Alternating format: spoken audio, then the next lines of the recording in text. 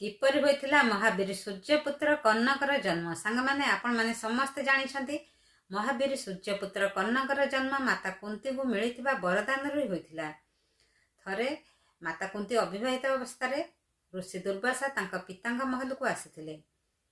माता कुंती ऋषि दुर्वासांकर 1 वर्ष जाए सेवा करथिले। ऋषि दुर्वासा माता कुंती को ऊपर प्रसन्न होइथिले। से तांको वरदान देया पई चाहिथिले। तापरे ऋषि दुर्वासा तांको दिव्य दृष्टि रे देखि पारथिले पांडव एवं कुंतीकर कोनोसी संतान हेबनी। तेणु से वरदान देइथिले जे से जे कोनोसी देवता को स्मरण करी पुत्र प्राप्ति करि परिबे।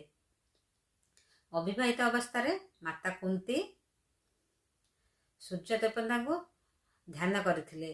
सूर्य देवता प्रकट होइथिले।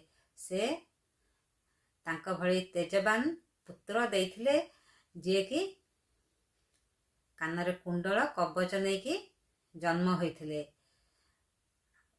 माता कुंती लोकलज्जा डर रे जेहेतु अविवाहित थिले लोकलज्जा डर रे गंगा रे गोटे बाक्स साहाय्य रे पानी रे भसाई देइथिले।